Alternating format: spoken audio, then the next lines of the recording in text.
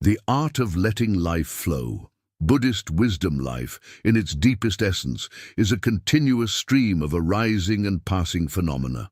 Every breath we take is born, lasts for a moment, and dissolves. Every thought rises in the mind, lingers and disappears. Every season unfolds with its gifts and then yields to the next. Yet despite this simple and undeniable reality, human beings often resist the natural current of existence. We cling to what we like. We push away what we dislike, and in doing so, we create a tension between ourselves and the world. This tension is the very source of much of our suffering. The Buddhist path offers a profoundly liberating alternative, the art of letting life flow. This wisdom is not passive resignation, nor is it a call to abandon responsibility. Rather, it is the cultivation of a deep trust in the impermanent and interconnected nature of all things. It's about loosening the grip of control, opening the heart to change, and discovering the serenity that comes when one ceases to fight against the current of existence. To let life flow is to embody the great teaching of anicca, impermanence. It is to recognize that everything is in motion, and within this movement there is a harmony we can align with rather than resist. It is also to embrace sunyata, emptiness, not as a void, but as the open space of possibility where life unfolds. By practicing this art, we find that we no longer drown in the turbulence of desire and fear. Instead, we float, supported by the very waters we once tried to control. In this exploration, we will journey through 5 profound dimensions of letting life flow.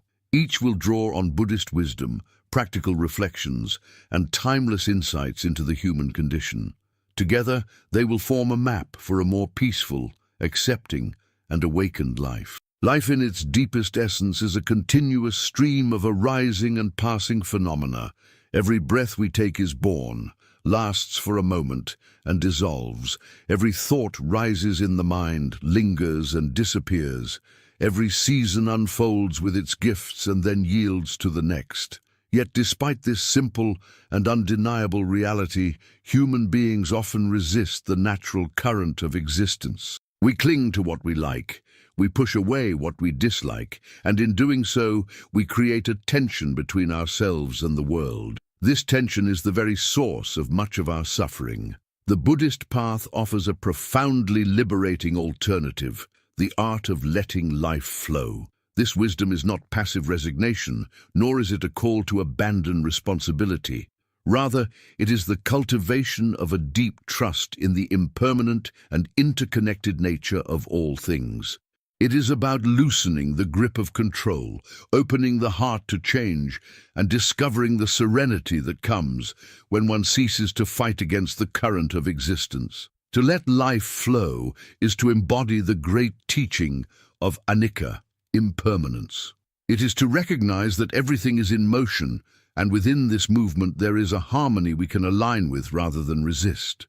It is also to embrace sunyata, emptiness, not as a void, but as the open space of possibility where life unfolds. By practicing this art, we find that we no longer drown in the turbulence of desire and fear.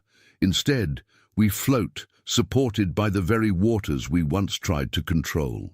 In this exploration, we will journey through 5 profound dimensions of letting life flow. Each will draw on Buddhist wisdom, practical reflections, and timeless insights into the human condition. Together, they will form a map for a more peaceful, accepting, and awakened life. Embracing the flow of change. To embrace the flow of change is to open one's heart to the living river of existence without the compulsion to control every current and without the illusion that stability can ever be found in the shifting sands of phenomena. While the first step of surrendering to impermanence invites us to intellectually and experientially recognize that all things must pass, the second step goes further. It calls us to live in harmony with the very motion of life, to discover a rhythm within change itself, and to release ourselves into its unfolding. Change is not simply something to be endured, it is the very teacher that reveals the essence of Buddhist wisdom. When we resist change, we resist life. When we embrace change, we discover that life's movement is not against us, but is in fact carrying us toward awakening. The human mind, conditioned by fear and attachment, tends to divide experiences into categories of good and bad, desirable and undesirable. We cling to the good, we run from the bad, and in this duality we exhaust ourselves. But Buddhist wisdom invites us to step outside of this exhausting cycle by learning to witness change with equanimity. Consider the cycle of day and night. The sun rises, offering warmth and light, and eventually sets, giving way to darkness and rest. We may prefer the light to the dark, but both are essential. Without night, there would be no renewal. Without day, no activity. To embrace the flow of change is to see that light and dark, joy and sorrow, gain and loss, are not enemies, but complementary aspects of the same dance of existence. This truth becomes especially important when we face personal transitions. A relationship ends, a career shifts, health declines, a loved one passes away. Each of these moments shakes the foundations of our imagined security. Yet if we approach them with openness rather than resistance, they become gateways to deeper understanding. The Buddha often spoke of suffering as the doorway to wisdom. It is in the moments when life does not align with our desires that we are invited to question those desires themselves, to examine the root of our attachments, and to glimpse the freedom that comes when we let them go. In this way, embracing change is not resignation, but transformation. One of the most profound practices for cultivating this embrace is mindfulness. When we are fully present with each moment, we see that change is not a distant concept, but a living reality happening before our eyes.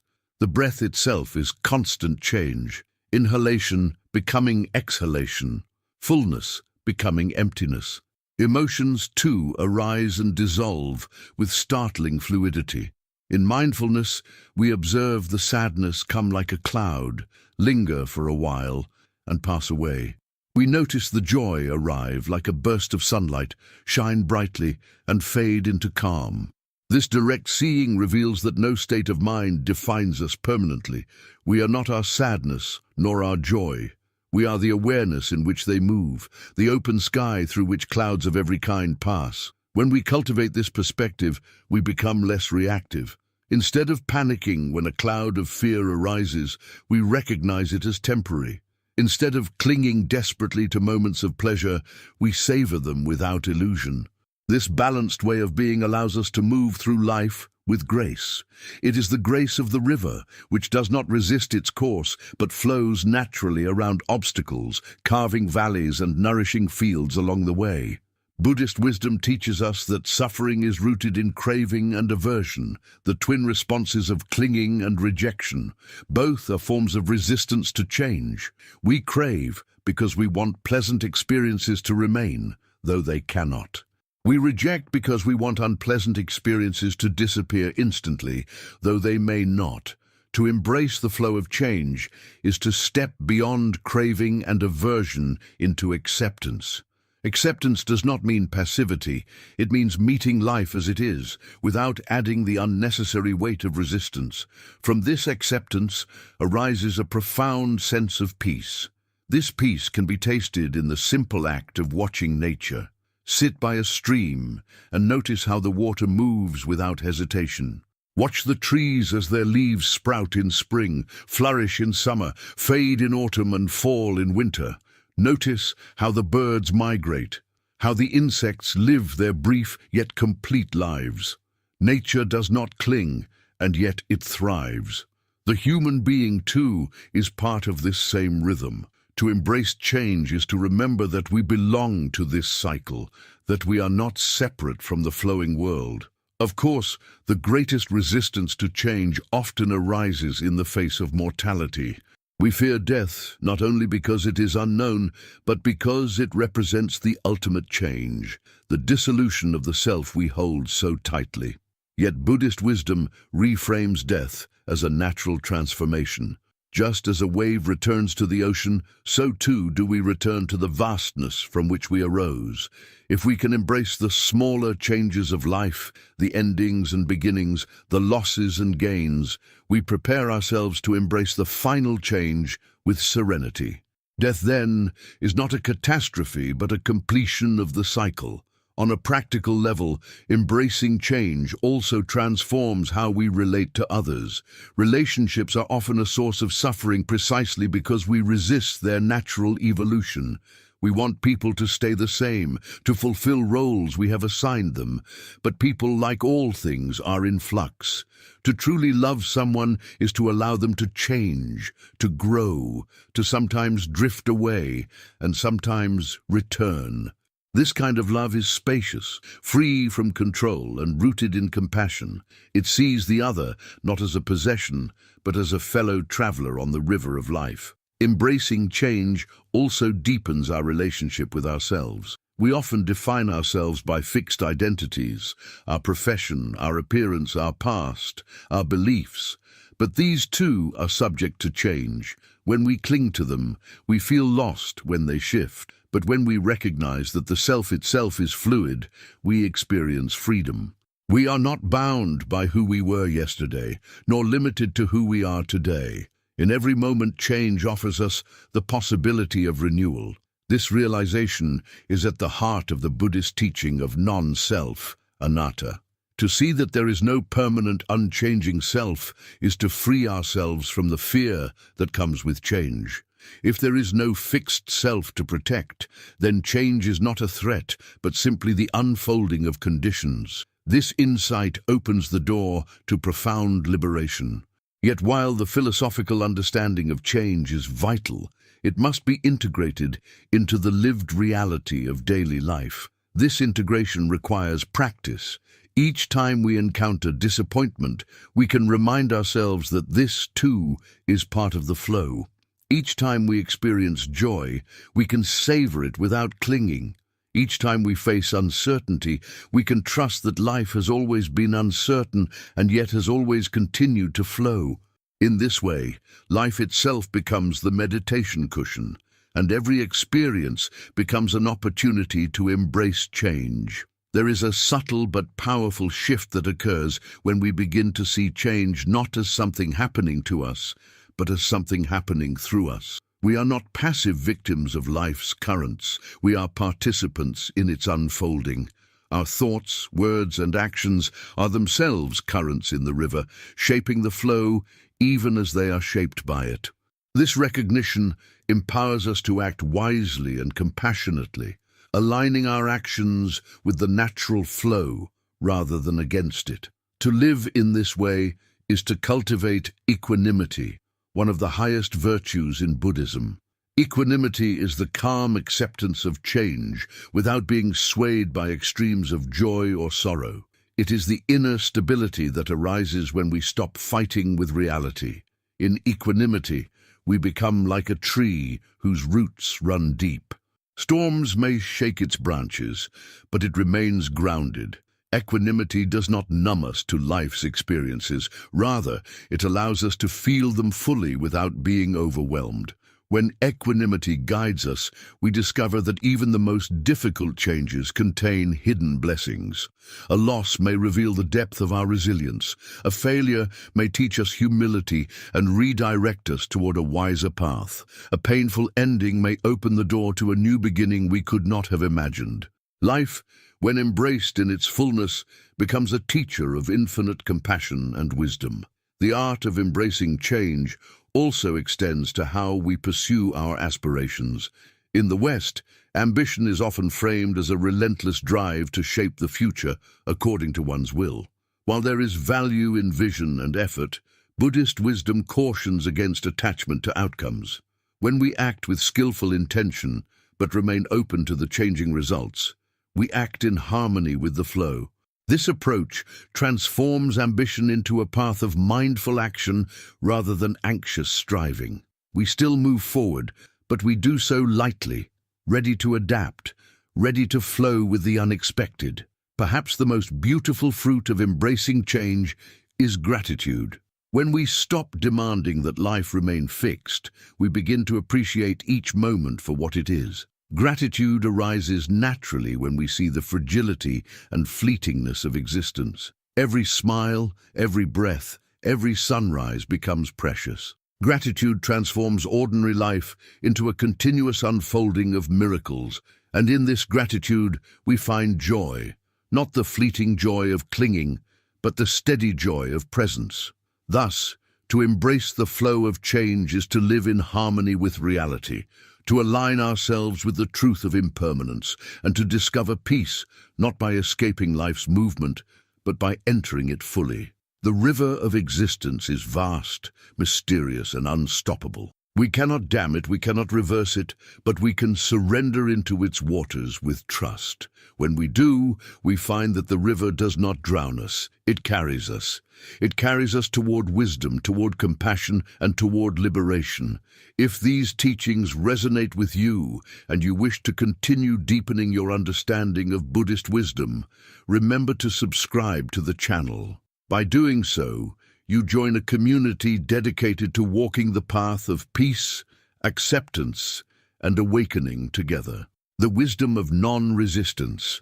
To understand the wisdom of non-resistance is to approach life with an openness so complete that nothing within it needs to be fought against, controlled, or rejected. Non-resistance is not weakness, nor is it the collapse of effort or responsibility. It is a state of profound strength rooted in acceptance of reality, as it is, beyond the constant push and pull of craving and aversion. In Buddhist wisdom, resistance to what arises is the very seed of suffering, while non-resistance allows us to flow freely with the current of existence. When we resist, we tighten the body, harden the heart, and narrow the mind. When we practice non-resistance, we soften, we expand, and we begin to touch the freedom that lies beyond struggle. Imagine a person caught in a river's current. If they fight against the water, thrashing and panicking, they exhaust themselves and risk drowning. But if they allow the current to carry them, floating with openness, they conserve their strength and eventually reach the shore. Life is much the same. We are all carried by the currents of change, impermanence, and uncertainty. Resistance drains us, while surrender allows us to flow with greater ease. This surrender does not mean passive submission, but a wise recognition that fighting reality is a battle we cannot win. To resist what is already present is to exhaust ourselves unnecessarily, while to accept it is to discover peace. Non-resistance begins in the mind. Thoughts arise like waves in the ocean. When a thought we dislike appears, perhaps fear, anger, or doubt, we often push against it, telling ourselves it should not be there. Yet this very resistance strengthens it. The more we fight fear, the more powerful it becomes. The more we deny anger, the more it festers. In meditation, we learn the art of non-resistance by observing thoughts without judgment, allowing them to arise and dissolve naturally. This does not mean indulging them, but simply creating space for them to pass without clinging or pushing away. Over time, we discover that thoughts are like clouds in the sky, temporary, insubstantial, and incapable of harming the vastness of awareness itself. The same is true of emotions. Human beings are naturally vulnerable to the full range of feelings: joy, sadness, love, grief, excitement, boredom, anxiety, and calm. Resistance to unpleasant emotions only prolongs them. When we say, "I should not feel this," we add a second layer of suffering on top of the original pain. Non-resistance invites us to feel what is there fully, without denial and without attachment. To sit with sorrow, to breathe with fear, to acknowledge anger as it arises. This is the practice. Emotions are waves, and when we stop resisting, they crest and fall more quickly. They do not overwhelm us because we no longer build walls against them. We simply let them move through. This principle of non-resistance extends to the body as well. Much physical suffering is intensified by the mind's resistance. When pain arises, our instinct is to tighten against it, to fight it with tension and fear. Yet mindfulness teaches us to soften around pain, to breathe into it, and to observe its changing nature. Remarkably, when we release resistance, the pain often diminishes in intensity. Even when it remains, our relationship with it changes. We are no longer its victim, but its witness. This shift transforms pain from an enemy into a teacher. Beyond the individual, non-resistance is essential in our interactions with others. Human relationships often become battlegrounds of control, where each person resists the other's differences or flaws. We want others to conform to our expectations, and when they do not, we push, argue, or withdraw. But true connection arises not from resistance, but from acceptance. To practice non-resistance in relationships is to allow others to be as they are without trying to control them. This does not mean tolerating harm or abuse. Boundaries remain important. But it does mean releasing the unnecessary struggle of trying to mold others into what we desire. In acceptance, compassion flowers. We see others not as obstacles to our happiness, but as fellow beings navigating their own struggles. Non-resistance also transforms how we approach circumstances beyond our control. Life inevitably presents us with difficulties, illness, financial loss, natural disasters, injustice, death. To resist these realities with denial or bitterness does not change them. It only deepens our suffering. Non-resistance does not mean we approve of everything or fail to act where action is possible. Rather, it means we meet circumstances with clarity rather than in a struggle. When hardship arises, we say, "This is here." From that acceptance, we can respond wisely. Without resistance, our energy is not wasted on complaint, but directed toward compassionate action. In this way, non-resistance is not passivity, but empowerment. The wisdom of non-resistance is beautifully illustrated in the Buddhist practice of metta, or loving kindness. In cultivating metta, we extend goodwill toward ourselves, others, and all beings without resistance. Even those who have harmed us are included, not because their actions are excused, but because hatred poisons the heart of the one who resists. By releasing resistance, we release hatred. Love and compassion then become the natural flow of the heart. This practice expands us beyond the narrow confines of the ego into the vastness of interconnection. On the path of awakening, non-resistance plays a central role because enlightenment itself is the ultimate release of struggle. The Buddha's great awakening occurred when he ceased resisting the truth of suffering and impermanence. He saw that all phenomena arise and pass according to conditions, and that clinging to them only deepens the cycle of dissatisfaction. By letting go of resistance, he discovered the freedom that is not dependent on external circumstances. This freedom remains available to all of us, not in some distant future, but in each moment we release the compulsion to fight against reality. Practicing non-resistance requires courage, for the ego thrives on control. The ego fears that if it lets go, it will lose its identity, its power, its ground. In truth, what is lost is only illusion, while what is gained is spaciousness, serenity, and freedom. The process is gradual. We cannot expect to abandon all resistance overnight. But each time we pause before reacting, each time we soften instead of hardening, we taste a little of this freedom. Over time it grows, and we find ourselves living with greater ease. Non-resistance does not remove life's challenges. Pain, loss, and uncertainty still arise, but it changes how we meet them. Instead of tightening with fear, we open with acceptance. Instead of drowning in sorrow, we allow it to move through us. Instead of clinging to joy, we savor it and release it when it passes. This way of being is not only more peaceful, but more alive. For to resist life is to miss it, while to embrace it fully, even its difficulties, is to live deeply.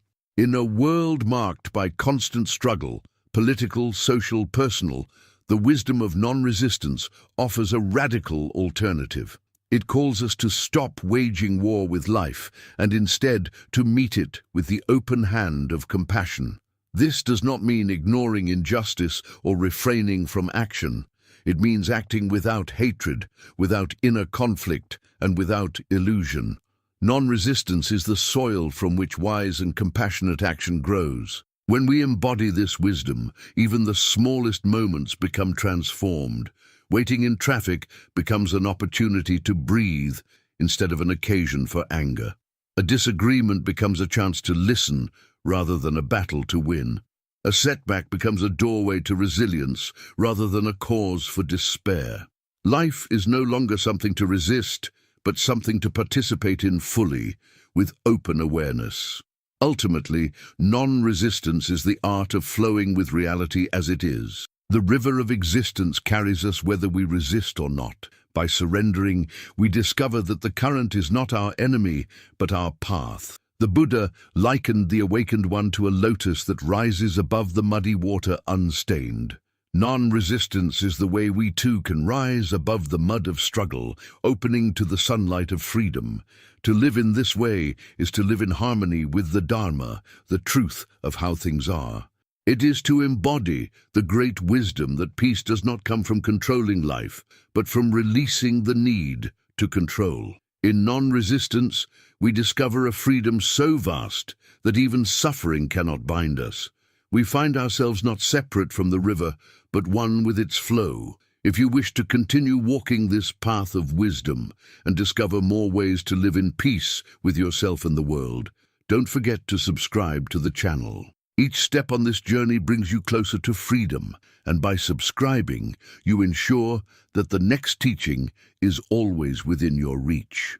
The peace of allowing things to be. To discover peace in the act of allowing things to be is to awaken to the profound simplicity that arises when we no longer attempt to force life into the molds of our expectations, desires, or fears.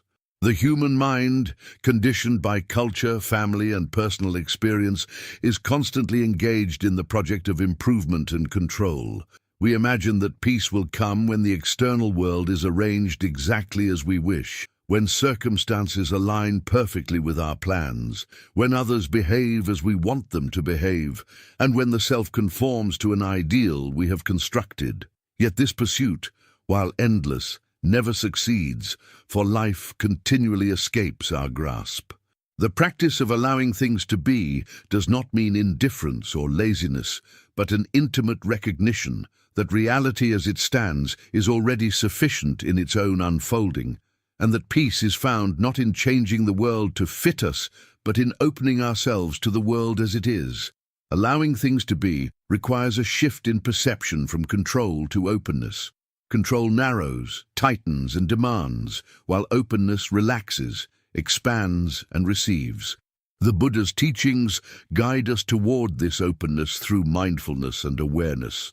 When we sit in meditation and notice a thought arise, the practice is not to suppress it, nor to pursue it, but to let it be. We observe its coming, its dwelling for a moment, and its dissolution, all without interference. This same practice extends to every aspect of life. When an emotion arises, we allow it to be without denial. When pain emerges, we acknowledge it without resistance. When joy visits, we welcome it without clinging. In this way, life becomes a flow of experiences that pass through the open field of awareness, none needing to be grasped or rejected. There is great power in such simplicity. Much of human suffering arises not from what happens, but from the layers of judgment and resistance we add to what happens. A sudden storm may fall, but whether we curse it as an inconvenience or welcome it as renewal determines our peace. A colleague may speak harshly, but whether we react with resentment or respond with understanding shapes our experience. Allowing things to be dissolves these unnecessary layers of resistance and leaves us with the raw immediacy of life itself. What remains is clarity, simplicity, and peace. This practice does not imply that we never act to change conditions. To allow things to be is not to abandon compassion or action. If we see injustice, we act. If we witness suffering, we respond. If we face illness, we seek healing. But we do so from a foundation of acceptance rather than struggle. Acceptance allows us to act wisely because we see things clearly as they are, rather than as we wish them to be. Without this clarity, action becomes clouded by anger, fear, or denial. Allowing does not paralyze us. It liberates us to respond skillfully. The peace of allowing also transforms our relationship with time. Much of our restlessness arises from living in conflict with the present moment. We long for the future or cling to the past, believing that the now is not enough. Yet the present is the only place life actually occurs. To allow things to be is to fully inhabit the now without needing it to be different. This presence is not passive but deeply alive. When we taste food without rushing, when we listen to a friend without distraction, when we breathe without impatience, we are allowing life to be as it is in that very moment. This is mindfulness in its purest form, the art of dwelling in the present with openness and acceptance. In relationships, allowing others to be as they are is an act of profound love. Too often, love is entangled with control. We want our partners, children or friends to fit our ideals, and when they do not, we suffer. True love, however, is spacious. It does not seek to possess or reshape, but to embrace. When we allow others to be, we free them from the weight of our expectations, and we free ourselves from the frustration of unmet demands. This does not mean we accept harmful behavior without boundaries, but it means we recognize that each person is on their own path, shaped by causes and conditions beyond our control. Compassion arises naturally when we see this truth. The practice of allowing extends even to ourselves. How often do we resist who we are in this moment? We criticize our thoughts, condemn our feelings, and demand that we be different. This inner resistance creates deep suffering. To allow ourselves to be is to embrace our humanity with gentleness. If fear arises, we acknowledge it. If doubt appears, we hold it tenderly. If joy comes, we savor it. In doing so, we learn that we do not need to become someone else to find peace. Peace is already present when we stop fighting with ourselves. This radical self-acceptance is not complacency, but the fertile soil in which growth naturally arises. When we allow ourselves to be, change happens organically, not through force, but through the natural unfolding of awareness. The natural world offers endless lessons in allowing. The mountains do not resist the weather, they stand as they are. The river does not resist its banks, it flows as it must. The tree does not resist the changing seasons, it bends in the wind, blossoms in spring, and sheds its leaves in autumn. Nature's peace comes from its complete allowing. As human beings, we can rediscover this peace when we remember that we too are part of this natural order. We do not need to fight life to live. We need only allow life to be what it already is. Perhaps the greatest challenge in allowing comes when we face suffering. Illness, loss, failure, and death confront us with realities we would rather deny. Yet resistance to suffering compounds it, while allowing opens the door to healing. When we allow grief to move through us, it softens and eventually transforms. When we allow fear to be present, it loses its grip. When we allow the inevitability of death, we discover a deeper appreciation for life. In this way, allowing does not eliminate pain, but it dissolves the unnecessary suffering created by resistance. The Buddha's first noble truth acknowledges suffering as part of life. The peace of allowing is the path through which we stop fighting that truth and instead open to it with compassion. Allowing is also the path to wisdom because it reveals reality as it truly is. Resistance blinds us, twisting our perception with the filters of desire and fear. Allowing clears the vision, enabling us to see phenomena as impermanent, unsatisfactory, and without fixed self. This clear seeing is the essence of insight meditation. When we allow thoughts, emotions, and sensations to arise and pass without interference, we begin to perceive their true nature. Insight deepens, and with it comes liberation. The peace of allowing things to be is not an escape from life, but an immersion in its fullness. It allows us to experience both joy and sorrow without being enslaved by either. It teaches us to rest in the middle of life's fluctuations, unshaken by extremes. It guides us to the center of the storm, where stillness abides. This stillness is not distant from life, but at the heart of it. It is the unchanging awareness that allows everything else to change. In the end, allowing things to be is the highest form of trust. It is trust in the unfolding of life, trust in the wisdom of the present, trust in the ground of being that holds us even when we cannot see the path ahead. This trust is the seed of faith, not blind belief, but experiential confidence that life flows according to conditions, and that by aligning ourselves with that flow, we discover peace. To live with this trust is to live with serenity.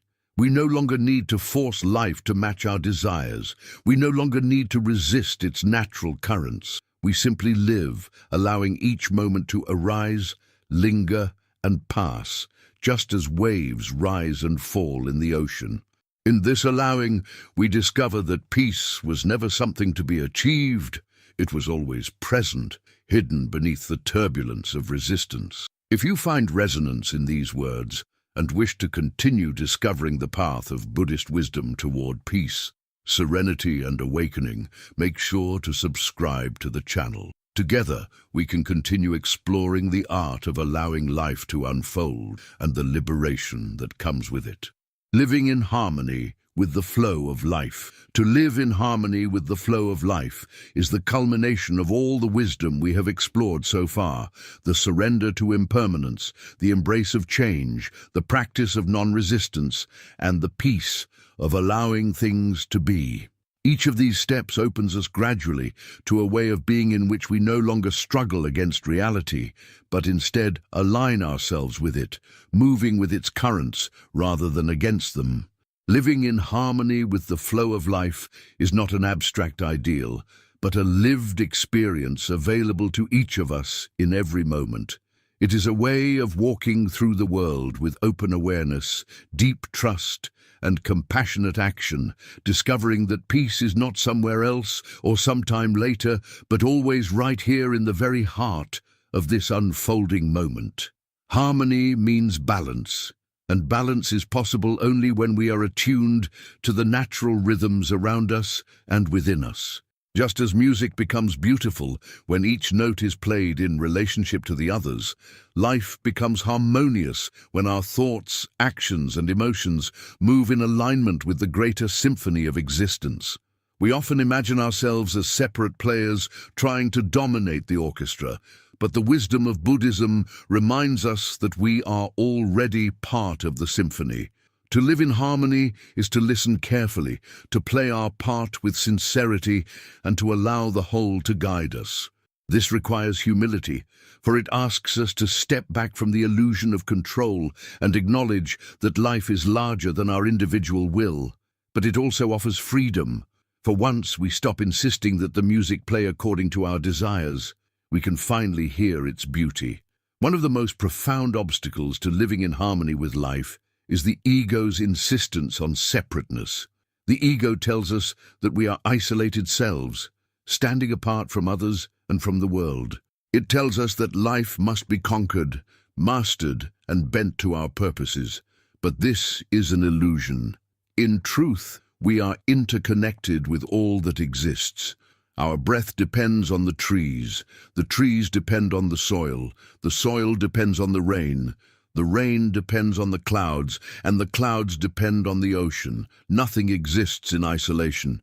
When we see this interconnection deeply, we realize that harmony is not something we need to create. It is already present. Our task is simply to awaken to it. This awakening requires mindfulness. Through mindfulness, we train ourselves to notice the flow of life as it happens, moment by moment. Instead of being lost in fantasies of the future or regrets of the past, we rest in the immediacy of the present. In this presence, we notice the small miracles of daily life, the sensation of breath entering and leaving the body, the warmth of sunlight on the skin, the sound of rain falling on the roof, the smile of a stranger. Each of these moments is part of the flow, and when we are attentive, we see that life is always offering itself to us. Harmony arises when we receive these offerings with gratitude instead of overlooking them in our pursuit of something else. Living in harmony also means responding to life rather than reacting to it. A reaction is automatic, driven by habit and impulse. A response is mindful, arising from clarity and compassion. When someone speaks harshly to us, the reactive mind returns harshness. But the responsive mind pauses, breathes, and chooses understanding. This choice creates harmony, both within ourselves and with others. In every situation, life presents us with conditions. We cannot always control those conditions, but we can always choose how we meet them. Choosing presence, kindness, and wisdom is the way of harmony. The flow of life is not always gentle. Sometimes it is turbulent, carrying us through storms of difficulty and uncertainty. To live in harmony does not mean avoiding these storms, but learning to navigate them with balance. When difficulties arise, the untrained mind resists, asks, "Why me?" and feels victimized. The harmonious mind acknowledges the storm, adjusts its sails, and moves with the wind rather than against it. This does not remove hardship, but it transforms our relationship to it. Instead of drowning in struggle, we learn to surf the waves. This resilience is born not of control, but of alignment. Harmony with life also transforms how we relate to time. The ego clings to the past and projects itself into the future, always dissatisfied with the present. Harmony, however, is found only now. The past is a memory, the future a projection, but the present is alive. When we stop resisting the present moment, we discover that it contains everything we need. This is why the Buddha called mindfulness the direct path to liberation. It roots us in the living now, where harmony is always accessible. In relationships, harmony arises when we see others not as extensions of our ego, but as expressions of the same flow of life. Each person is shaped by causes and conditions just as we are.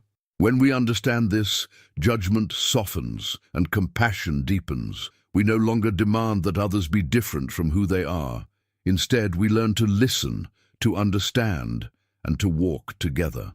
Harmony in relationships does not mean absence of conflict, but the presence of respect and compassion, even within conflict. When disagreements arise, as they inevitably will, harmony guides us to seek understanding rather than victory, connection rather than domination. To live harmoniously also requires simplicity. Modern life tempts us with endless distractions, possessions, and ambitions, but often these do not add harmony. They create noise. When we simplify, when we let go of what is unnecessary, we create space for what truly matters. Simplicity allows us to hear the subtle music of life more clearly. A simple meal, eaten with awareness, can bring more peace than a feast consumed in distraction. A simple walk in nature can bring more joy than the most elaborate entertainment. In simplicity, harmony emerges naturally, like the clear sound of a bell ringing in silence. Buddhist ethics, too, are grounded in harmony. The precepts, non-harming, truthfulness, generosity, compassion, are not arbitrary rules, but guidelines for living in alignment with the flow of life. When we act with greed, hatred, or delusion, we create dissonance. When we act with generosity, love, and wisdom, we create harmony. Each thought, word, and action is like a note in the symphony of existence. By choosing wisely, we contribute to the beauty of the whole. This is why the path of Buddhism is often called the middle way. It avoids extremes and seeks balance. Balance is another word for harmony. Living in harmony with life also means trusting it. Trust is difficult for the mind that craves certainty and control, but life is uncertain by nature. The future is unknown. Outcomes cannot be guaranteed. When we demand certainty, we create anxiety. When we trust the flow, we release that anxiety. Trust does not mean believing that life will always be easy or pleasant. It means believing that we can meet whatever arises with presence and compassion. It means recognizing that the river has carried us this far and will continue to carry us. Trust is the ground of harmony because it allows us to rest in life rather than fight it. Perhaps the most profound harmony arises when we realize that life itself is not separate from awareness. The flow of life is not something happening to us. It is something happening as us. We are not outside observers trying to align with a river that is separate. We are the river, and awareness is the flow itself. When we realize this, the boundary between self and life dissolves. There is no longer me and the world. There is only this unfolding reality. Harmony then is not something we achieve, but something we recognize. It has always been here, waiting beneath the illusions of separation and control. In this recognition, peace arises naturally. We no longer search for it in external circumstances because we see that it is the nature of being itself. Peace is the stillness in the heart of the flow, the silence between the notes of the symphony.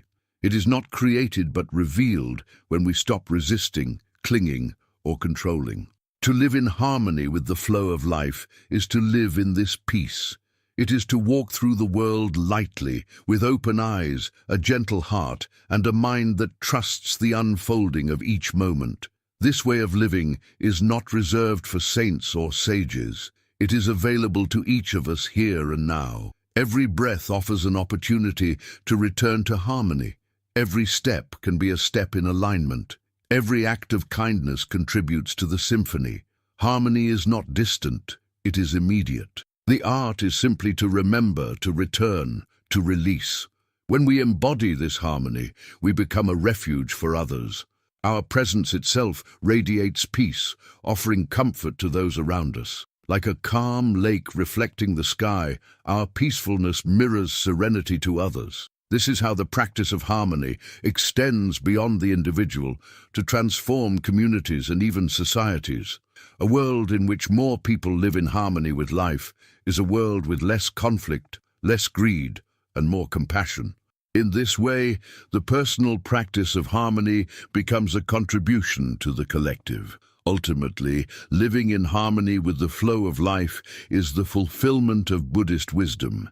It is the realization that we are not separate from the river, but expressions of its movement. It is the trust that allows us to rest in the present.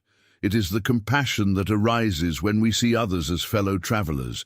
It is the peace that blossoms when we stop struggling against reality. It is the freedom of living fully, deeply, and authentically in each moment. To live in this way is to live awake, and to live awake is to live in harmony with all that is. If this teaching has touched your heart and you wish to continue receiving wisdom that brings peace, clarity, and awakening, make sure to subscribe to the channel. Your journey toward harmony with life is just beginning, and by subscribing, you remain connected to each new step on this path.